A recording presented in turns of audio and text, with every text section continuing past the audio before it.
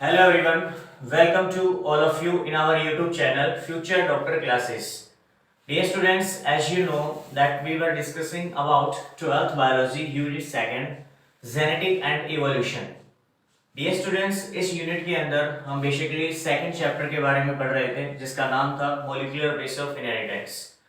Dear students, अभी तक हमने इस चैप्टर से 2 लेक्चर लिए हैं और उन 2 लेक्चर में हमने आपको सिर्फ इतना बताया है कि जो डीएनए था यानी कि जेनेटिक मटेरियल उसकी डिस्कवरी कैसे हुई, किसने डिस्कवर किया और कहां से उसको डिस्कवर किया गया। एंड सेकंड थिंग क्या था वो ये कि हमने डीएनए को जेनेटिक मटेरियल क्यों कहा है, प्रोटीन को क्यों नहीं कहा, क्योंकि शोटन एंड बॉरी ने कहा था कि जो जेनेटिक इंफॉर्मेशन होती है वो एक क्रोमोसोम के द्वारा ट्रांसफर किया जाता है नेक्स्ट जनरेशन के अंदर। लेकिन उसने ये भी कहा कि जो क्रोमोसोम है वो प्रोटीन और डीएनए से मिलकर बना है। तो उस चीज को क्लियरिफाई कैसे किया, क्यों हमने डीएनए को क्रेडिट दे दिया सारा कुछ कि भाई ये ही जेनेटिक इंफॉर्मेशन ट्रांसफर करेगा, प्रोटीन को क्यों नहीं दिया, ये सारे फैक्ट्स हमने लास्ट लेक्चर में डिस्कस कर लिए थे। आज का ये जो अपना लेक्चर रहेगा, इस लेक्चर में हम उन चीजों को आगे बढ़ाते हुए स्टार्ट करेंगे और आज अपने इस लेक्चर में हमें 3 टॉपिक्स कवर करने हैं जिनमें से फर्स्ट टॉपिक अपना होगा ओकरेंस ऑफ जेनेटिक मटेरियल पे यानी कि डीएनए पे, एंड सेकंड जो होगा उसमें हम पढ़ेंगे क्वांटिटी ऑफ डीएनए यानी कि अमाउंट ऑफ डीएनए एक ऑर्गेनिज्म की बॉडी में किस तरीके से डिस्ट्रीब्यूटेड होता है, यानी कि डिफरेंट टाइप ऑफ सेल मिलते हैं बॉडी में, तो उन सभी सेल में अमाउंट ऑफ डीएनए क्या होगा, कितना अमाउंट वो कंटेन करेगा। क्लियर है। थर्ड पॉइंट स्टूडेंट्स हम पढ़ेंगे इस लेक्चर से कि लेंथ ऑफ डीएनए किस कंपोनेंट के बेस पे डिसाइड किया जाता है, यानी कौन है जो डीएनए की लेंथ को क्या करता है, बढ़ाता है, उसको डिक्रीज करता है, यानी कि उन सभी फैक्ट्स सभी कंपोनेंट्स के बारे में हम अच्छे से डिस्कस करने वाले हैं कि किसकी वजह से डीएनए का लेंथ डिसाइड होगा। तो dear students, notebook and pen साथ में रख लीजिएगा क्योंकि जैसा कि मैं हर लेक्चर में कहता हूं जो भी पॉइंट मैं यहाँ इस बोर्ड पे उतारूंगा वो सारे के सारे पॉइंट आपके एग्जाम पॉइंट ऑफ व्यू से बहुत ज्यादा इंपॉर्टेंट है। तो प्लीज उसको साथ साथ नोट डाउन कर लीजिएगा एंड ध्यान से पढ़ लेना, इस लेक्चर को बहुत ज्यादा इंपॉर्टेंट है। जैसे कि स्टूडेंट्स को पता होता है 12th में जो बच्चे हैं वो बेसिकली जेनेटिक्स से ज्यादा डरे हुए होते हैं कि जेनेटिक्स शायद थोड़ा डिफिकल्ट होगा, लेकिन ऐसा कुछ भी नहीं है स्टूडेंट्स। अगर आप थोड़ा सा भी कंसंट्रेट करके अगर इस टॉपिक्स को, इन चीज़ों को पढ़ेंगे, कवर करेंगे, तो आई मेक श्योर कि आप कभी भी इस चीज़ से घबराएंगे नहीं, आपको अच्छे से समझ में आएंगे ये। ठीक है, चलिएगा स्टार्ट करते हैं आज का जो अपना टॉपिक है। तो उस टॉपिक का नाम लिखते हैं occurrence of genetic material.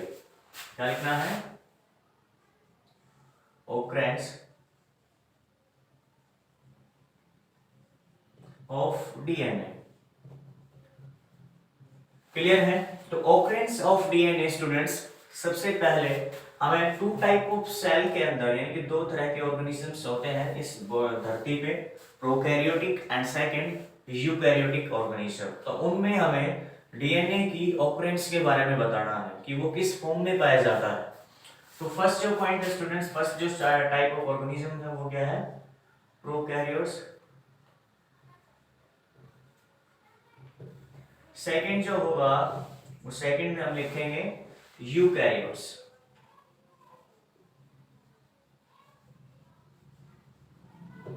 Eukaryotes, ठीक है। चलिएगा, तो यहां हम बेसिकली सबसे पहले प्रोकैरियोट्स के बारे में बातें कर लेते हैं, फिर हम बात करेंगे यूकैरियोटिक के केस में कि उस केस में हमें डीएनए को क्या बोलना है, किस फॉर्म में उसको देखा गया। क्लियर है। आइएगा फर्स्ट पॉइंट के बारे में डिस्कस करते हैं, prokaryotes.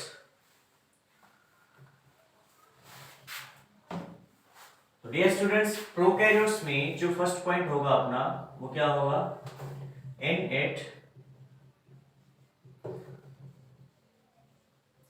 circular DNA. In it, circular DNA is embedded in cytoplasm. Cytoplasm. Clear है? इसके अंदर जो डीएनए होता है वो साइटोप्लाज्म में प्रेजेंट होता है और इसी वजह से इसको हम क्या बोल देते हैं, न्यूक्लियोइड। न्यूक्लियोइड बोल देते हैं इस डीएनए को। क्लियर है? सेकंड पॉइंट लिखेंगे यहां से कि जो डीएनए होता है in it DNA is not covered by nuclear membrane.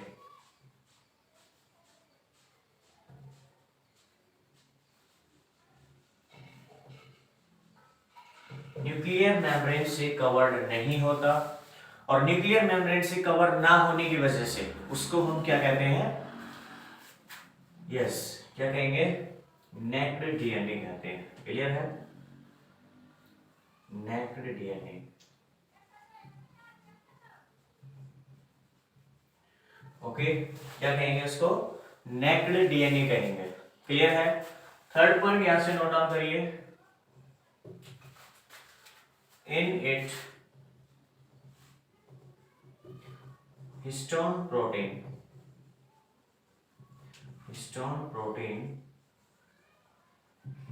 is absent. Histone protein is absent रहता है इसके अंदर। फोर्थ पॉइंट स्टूडेंट्स क्या लिखेंगे, in most of prokaryotes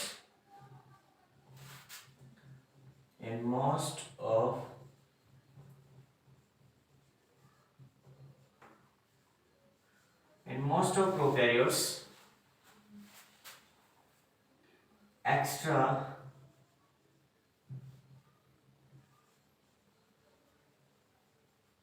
chromosomal DNA is found which is called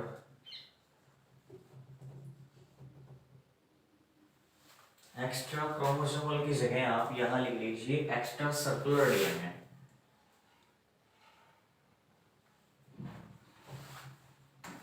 extra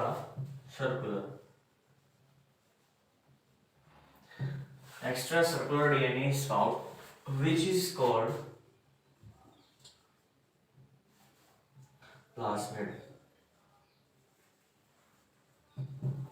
क्या कहलाता है, प्लाज्मिड कहलाता है। क्लियर है? फोर्थ पॉइंट क्या है इसका, in most of prokaryotes extra circular DNA is found which is called plasmid कहलाता है। इनमें इनके न्यूक्लियस के अलावा, इनके साइटोप्लाज्म के अलावा भी एक और एक्स्ट्रा सर्कुलर डीएनए पाया जाता है। उस एक्स्ट्रा सर्कुलर डीएनए को स्टूडेंट्स हम क्या कहते हैं, प्लाज्मिड कहा जाता है। क्या कहा जाता है, प्लाज्मिड कहा जाता है। तो ये थे किसके बारे में, प्रोकैरियोट सेल के बारे में, यानी कि जो जेनेटिक मटेरियल है वो इस फॉर्म में पाया जाता है, उसके अंदर ये फीचर्स होते हैं जो आपके सामने ये पॉइंट्स लिखे हैं। इसमें फर्स्ट पॉइंट मैं बता देता हूं, in it circular DNA is embedded in cytoplasm. इसके अंदर जो सर्कुलर डीएनए होता है वो साइटोप्लाज्म में प्रेजेंट होता है और इसीलिए इसको क्या कह देते हैं, न्यूक्लियोइड कहते हैं। क्लियर है? Second point, in it DNA is not covered by nuclear membrane, और इसके अंदर जो डीएनए होता है वो न्यूक्लियर मेम्ब्रेन से कवर्ड नहीं होता। In it histone protein is absent, और जो प्रोकैरियोटिक सेल होती है उसका जो डीएनए है उसमें हिस्टोन प्रोटीन एब्सेंट होता है, यानी कि उनके जो क्रोमेटिन या क्रोमोसोम जो होते हैं उनके क्रोमोसोम में हिस्टोन प्रोटीन एब्सेंट होता है, हिस्टोन प्रोटीन नहीं पाया जाता। क्लियर है? लास्ट पॉइंट इसका, most of prokaryotes extra circular DNA is found which is called plasmid कहलाता है। जैसे बैक्टीरिया होता है, ठीक है, उनके अंदर क्या होता है, प्लाज्मिड, एक्स्ट्रा सर्कुलर डीएनए भी पाया जाता है जिसे हम प्लाज्मिड कहते हैं। तो यहां से ये पॉइंट्स नोट डाउन करिएगा, फिर हम आगे बढ़ते हैं नेक्स्ट पॉइंट पे, यानी कि नेक्स्ट टाइप ऑफ ऑर्गेनिज्म पे। यूकैरियोट के केस में हम डिस्कस करेंगे नेक्स्ट स्लाइड पे। आप इसको जल्दी से उतारिएगा।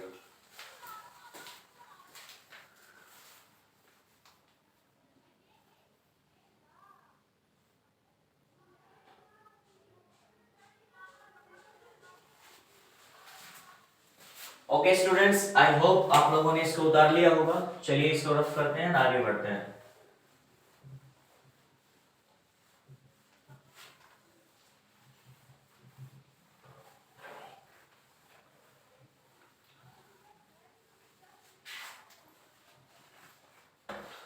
देखिएगा स्टूडेंट्स, नेक्स्ट जो अपना पॉइंट है वो क्या है? यूकैरियोट्स। मार्कर ले लेता हूं मैं।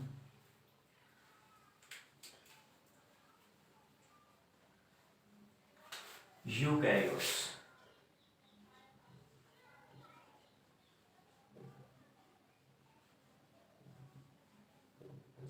यूकैरियोट्स के केस में जो अपना फर्स्ट पॉइंट होगा, जो हम फर्स्ट पॉइंट लिखेंगे वो क्या रहेगा? In it linear DNA is found in nucleus.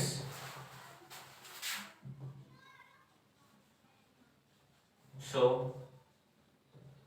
it is called nuclear DNA. इसलिए इसको क्या कहते हैं?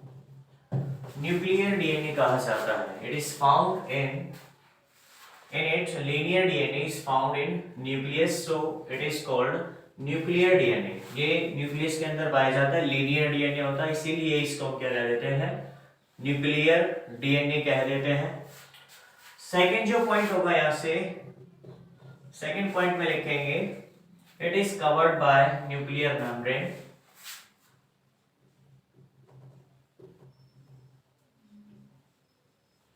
It is covered by nuclear membrane. इसके द्वारा कवर होता है, ये न्यूक्लियर मेम्ब्रेन के द्वारा कवर्ड होता है। क्लियर है? थर्ड पॉइंट लिखेंगे यहां से in it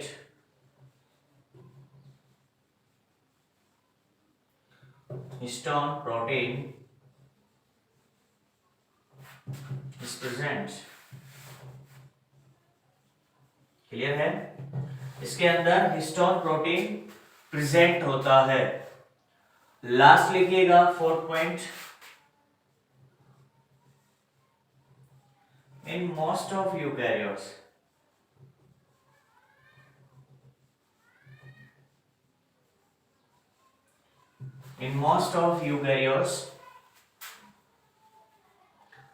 small amount of extra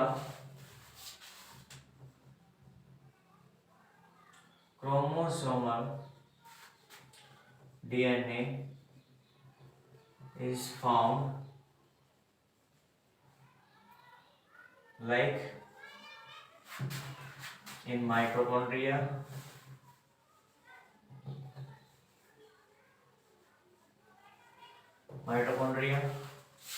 plastid.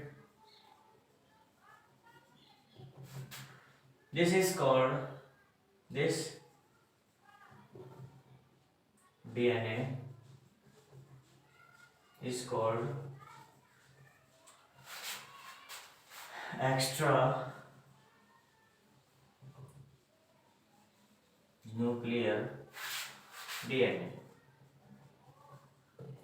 Clear है? In most of eukaryotes, small amount of extra chromosomal DNA is found, like जैसे in mitochondria, plastid, and this DNA जो इसमें पाया जाता है is called extra nuclear DNA कहलाता है। तो ये जो फैक्ट थे, ये जो फीचर्स थे एक यूकैरियोटिक सेल की, जो हमने आपके सामने लिखे हैं, इन पॉइंट्स को भी आप जल्दी से नोट डाउन कीजिए, फिर हम आगे नेक्स्ट स्लाइड पे मूव करते हैं।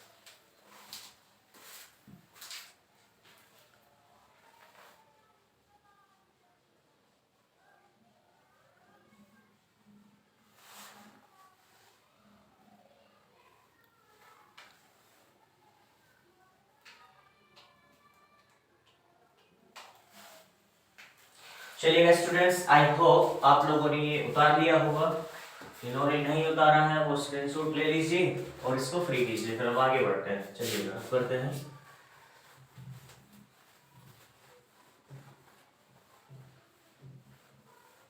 नेक्स्ट जो अपना टॉपिक है स्टूडेंट्स वो क्या है? Quantity of DNA. क्या है? Quantity of DNA.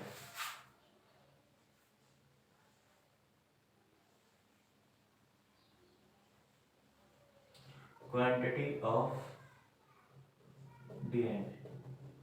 ये कैमरे में दिख तो रहा है ना? एक सेकंड में चेक करता हूँ मुझे।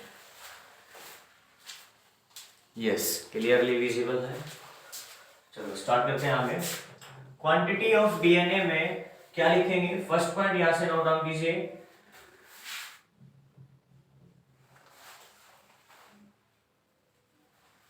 इन ए organism, amount of DNA in a organism, amount of DNA remain constant,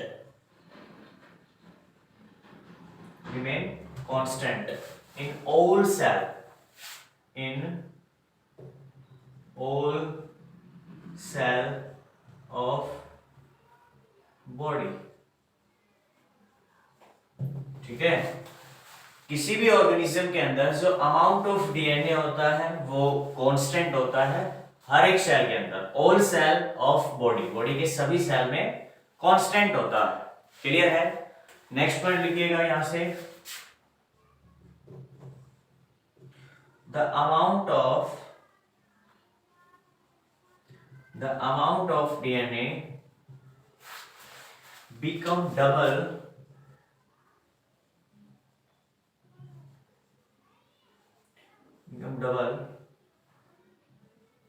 before cell division। ठीक है? सेल के डिवाइड करने से पहले उसकी जो अमाउंट ऑफ डीएनए होता है वो डबल हो जाता है। The amount of DNA become double before cell division. Third point लिखिए यहां से। Gametes contain always half number of chromosome from its parent cell। Clear है? या फिर पेरेंट्स लिख सकते हैं आप। ओके? जो गैमेट है contain always half number of chromosome from its parent cell. कहने का मतलब क्या है कि जो जर्म सेल्स होती हैं ह्यूमन बॉडी में या किसी ऑर्गेनिज्म की बात करें जो सेक्सुअली रिप्रोड्यूस कर रहा है उसके जर्म सेल में 46 नंबर ऑफ क्रोमोसोम्स होते हैं। क्लियर है? और जब ये जर्म सेल्स डिवाइड होकर के उसके अंदर गैमेट्स बनाएगा तो गैमेट्स में students number of chromosome reduce half हो जाते हैं। कितने हो जाते हैं? 23। तो यही बात इसने इस लाइन में क्लियर की है कि जो गैमेट्स हैं contain always half number of chromosome from its parent cell. अपने पेरेंट सेल से number of chromosome half contain करते हैं। तो ये हुई बात डीएनए यानी कि जेनेटिक मटेरियल के अमाउंट के बारे में कि उसका अमाउंट किसमें कितना रहेगा। क्लियर है? वैसे तो पूरी बॉडी में इक्वल होता है, कांस्टेंट होता है सभी सेल में, लेकिन जो गैमेट्स होते हैं उस गैमेट्स में नंबर ऑफ क्रोमोसोम या फिर आप कहें जेनेटिक मटेरियल रिड्यूस हाफ हो जाता है उसके पेरेंट सेल से। दूसरा पॉइंट यहाँ पे क्या था कि अगर किसी सेल को डिवाइड करना है तो डिवीजन से पहले यानी कि सेल जब डिवाइड करता है उससे पहले तैयारी करता है, प्रिपरेशन करता है। और उस प्रिपरेशन में क्या करेगा? वो अपने अंदर जितना भी जेनेटिक मटेरियल है उस जेनेटिक मटेरियल को डबल कर लेता है। क्या कर लेता है स्टूडेंट्स? डबल कर लेता है, ताकि जो नए सेल उसमें बनने वाले हैं उन सभी सेल में अमाउंट ऑफ जेनेटिक मटेरियल वो इक्वली डिस्ट्रीब्यूट कर सके। क्लियर है? आई होप यहाँ से सब क्लियर हो गया होगा। तो ये बातें थी अपनी क्वांटिटी ऑफ डीएनए के बारे में। क्लियर है? उतारो एक बार जल्दी से, फिर आगे बढ़ते हैं थर्ड पॉइंट पर।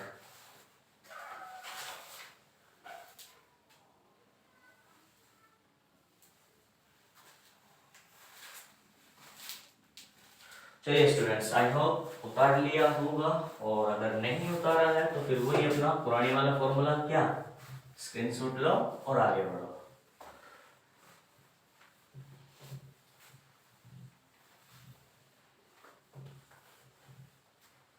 चलिएगा भाई, देखिए last and third point of this lecture क्या है? Length of DNA. Length of DNA. DNA की लेंथ कैसे डिसाइड किया जाता है? ठीक है, किस बेस पे डिसाइड होता है? तो यहां पे आप फर्स्ट पॉइंट लिखेंगे, it is a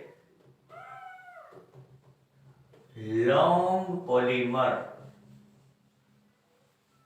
it is a long polymer of deoxyribose